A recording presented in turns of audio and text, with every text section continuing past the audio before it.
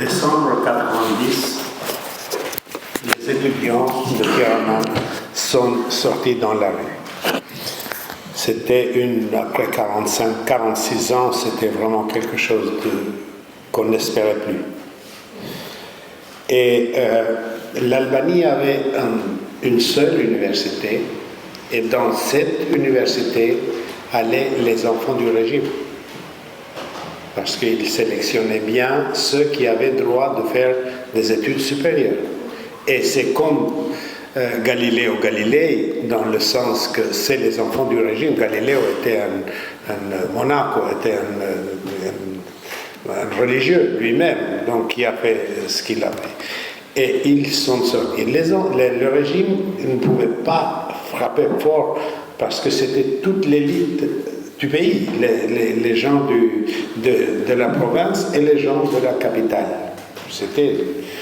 Et ils ont fait venir d'urgence les parents, pour que les parents contrôlent, si l'on peut dire, leurs enfants. Et il y a une question que les parents posaient tous à leurs fils: qu'est-ce qui vous manque?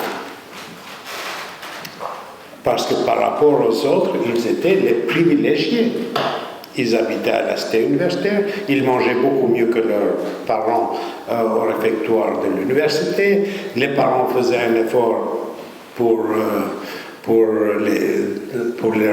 les habiller un peu mieux, etc. Et les étudiants, majoritairement, ont donné une réponse extraordinaire. On dit: il nous manque tout. Donc, j'ai ici en salle un des étudiants de 90, donc monsieur qui est là. Donc, cette idée de dire il nous manque tout. Donc, quand j'étais jeune, j'avais 30 ans par rapport aux 32 ans, par rapport aux étudiants, j'étais un vieux, j'étais un professeur, mais je pense, à l'époque, j'avais cette idée qu'on pouvait vraiment changer, on devait changer le monde sans savoir comment. Et c'est ça qui donne du courage. L'ignorance donne du courage, parce que tu ne sais pas comment, mais tu penses moins tu sais, et plus tu es optimiste que tu peux changer le monde. L'expérience et la connaissance rendent hésitant, rendent réaliste, etc. Donc, dans ce sens, quand j'avais 32 ans, j'avais cette ambition. Maintenant que j'ai 68 ans, je n'ai plus. Ce qui ne veut pas dire que je ne travaille pas pour le changement. Je travaille pour changer le monde, mais je suis évolutionniste maintenant. Je ne suis plus révolutionnaire. Je suis évolutionniste et je crois à l'évolution. Je suis darwiniste.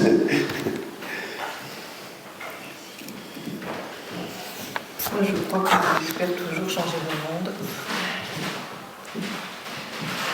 D'abord, je veux me changer moi. Je pense que c'est le meilleur levier que j'ai pour changer le monde, puisque c'est par moi que je le rencontre. Et je pense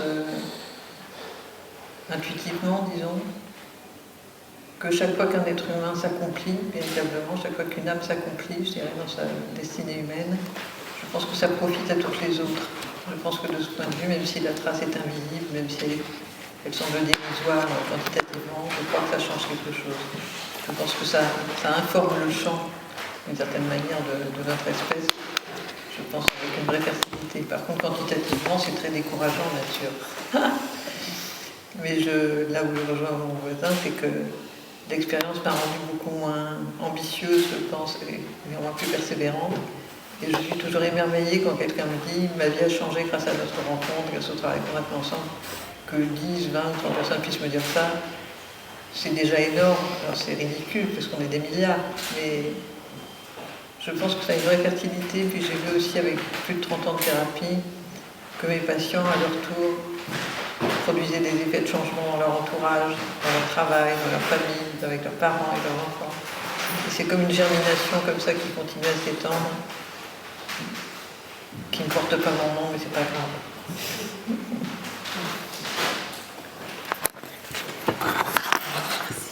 Alors, ce que je veux dire rejoint un peu ce qui vient d'être dit.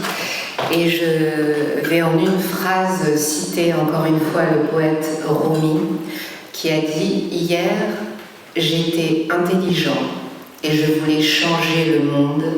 Aujourd'hui, je suis sage et je me change moi-même. » Voilà. Oui.